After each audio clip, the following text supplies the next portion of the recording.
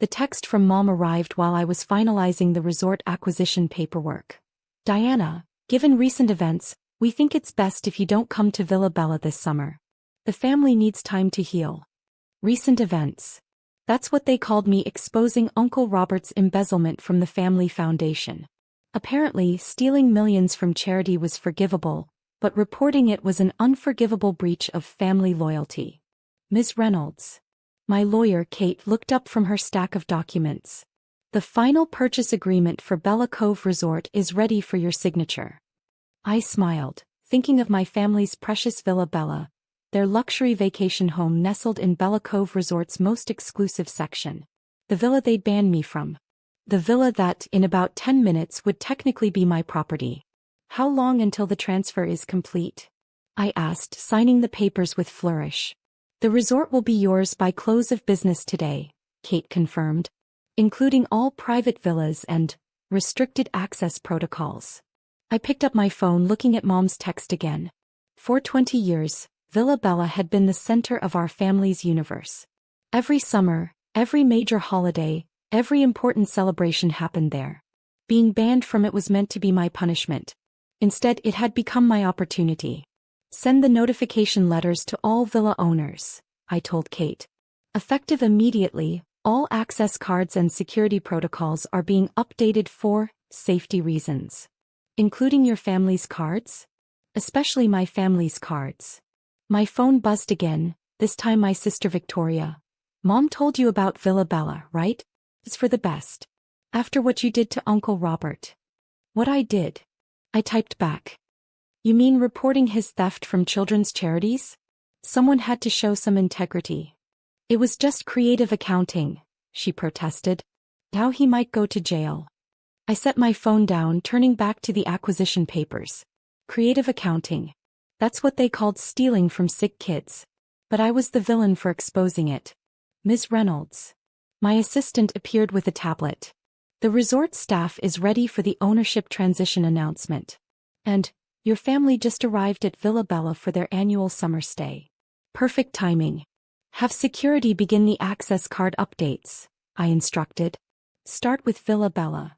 I stood at my office window, imagining the scene about to unfold. Mom, Dad, Victoria, and Uncle Robert, arriving at their precious villa with all their designer luggage, only to find their cards didn't work. My phone started ringing, Dad this time. I let it go to voicemail. The notification letters have been sent, Kate announced. They should receive them within the hour. I nodded, picking up my bag. Have my jet ready. I think it's time I paid a visit to Bella Cove Resort. To see your family? She asked. No, I smiled. To see my property. Sometimes being banned from a place just means you need to buy it. And sometimes family loyalty needs a lesson in consequences. I headed for the elevator, already imagining their faces when they realized who their new landlord was. After all, summer vacation was about to get very interesting. Oh, and Kate. I called back. Make sure Uncle Robert's notification letter includes a reminder about the resort's zero-tolerance policy for financial fraud. It was time to show them exactly what happened when they chose the wrong side of integrity. And exactly who they'd underestimated. The scene at Bella Cove Resort was exactly as I'd imagined. My family stood in the lobby, surrounded by their Louis Vuitton luggage, while the newly informed staff tried to explain the situation. What do you mean our cards don't work? Dad demanded, his face turning that special shade of red reserved for when things didn't go his way. Do you know who we are? Yes, Mr. Reynolds, the manager replied calmly, having been thoroughly briefed. And the new owner has instructed us to update all security protocols. No exceptions. New owner. Victoria screeched. Since when does Bella Cove have a new owner? Right on cue, a staff member appeared with their notification letters. I watched from the mezzanine above as they tore open the envelopes. Mom read it first, her face going pale. This has to be a mistake. What? Uncle Robert grabbed the letter. Reynolds Global Holdings. That's not? It can't be. Looking for someone? I called down, making my entrance.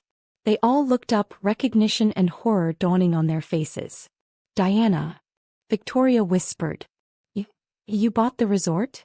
All of it, I confirmed, descending the grand staircase. Every villa, Every amenity, every square inch. Including your precious Villa Bella. Dad stepped forward, attempting his businessman swagger. Now see here, young lady. No, you see here, I cut him off. This is my resort now. And I have some new policies to implement. I nodded to the manager, who distributed another set of documents. These are the updated villa ownership agreements, I explained. You'll find the terms have changed significantly. For instance, there's now a strict ethical conduct clause. Any resident found engaging in financial fraud. I looked pointedly at Uncle Robert. Will face immediate eviction. You can't do this. Mom protested. Villa Bella has been in our family for 20 years. And now it's in my part of the family, I smiled. The part you banned for having actual morals. My phone buzzed, probably Victoria's husband calling to complain. He'd been Uncle Robert's accomplice in the charity scheme, though they didn't know I had proof of that yet. Your access cards will be reactivated once you sign the new agreements, I continued. Assuming you pass the background checks. Background checks. Uncle Robert went pale. For villa owners? Standard procedure, I said innocently. We wouldn't want any criminals in our exclusive resort, would we? Victoria stepped forward, trying a different approach. Diana, sweetie, let's discuss this as a family. Like you discussed banning me? I raised an eyebrow. Or like you discussed covering up Uncle Robert's theft. The manager appeared with more papers. Ms. Reynolds, the villa reassignment documents are ready. Reassignment. Dad's voice cracked.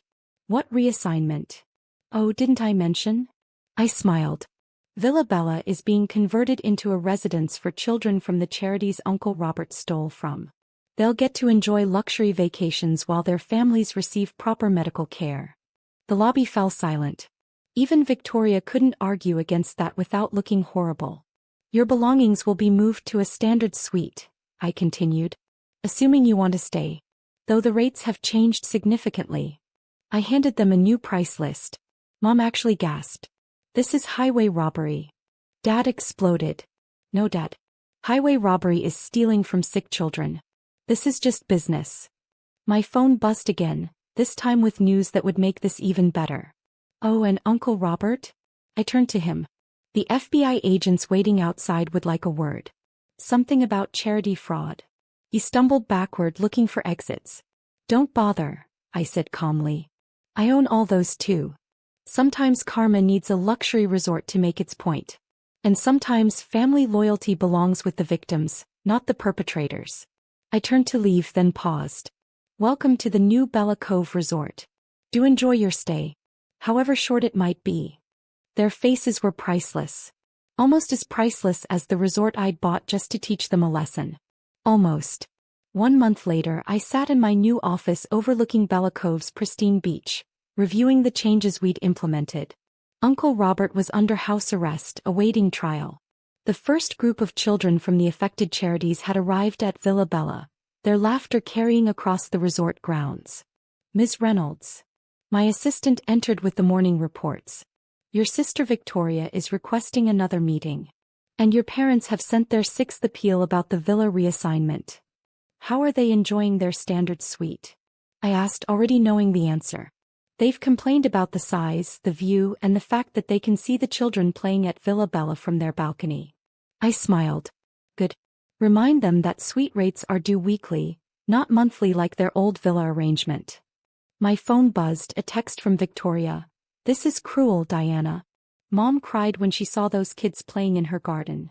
Her garden. I typed back. You mean the garden she banned me from?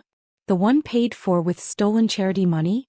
Those kids deserve it more than she does. The resort manager appeared with more updates. The charity fundraiser gala is confirmed for next weekend. Several major donors are attending, specifically because of our new children's program. Perfect. I pulled up the guest list. Make sure my family receives invitations. Front row seats to watch their precious villa being used for actual good. They might not be able to afford it, the manager noted. The new suite rates have stretched their budget. Funny how that works, I mused. Almost like karma charging rent. My phone rang, Dad trying again. This time I answered. Diana, he started, his voice lacking its usual authority. We need to talk about this situation. Which situation, Dad? The one where you banned me for exposing fraud? Or the one where I turned your summer playground into a children's charity center? We can make a deal, he offered. Your uncle is willing to make restitution.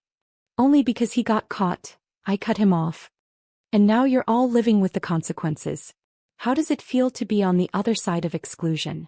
After hanging up, I walked down to Villa Bella. The transformation was remarkable.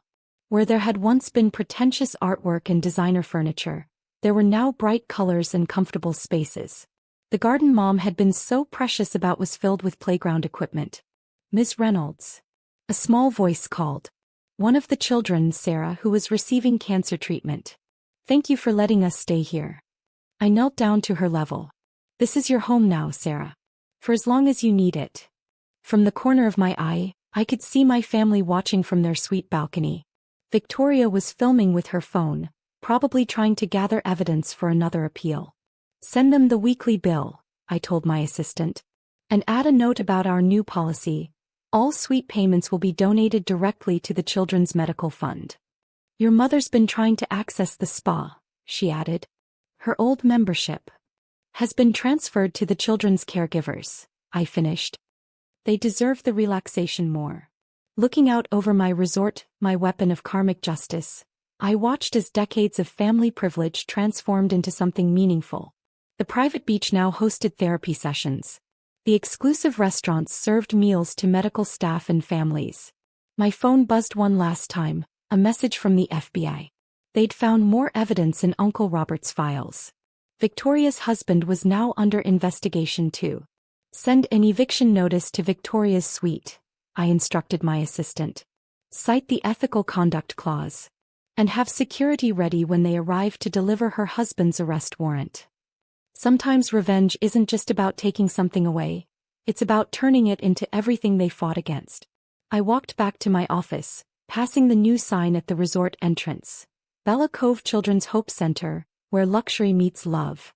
Below it, in smaller letters, funded by the Reynolds family fortune whether they like it or not.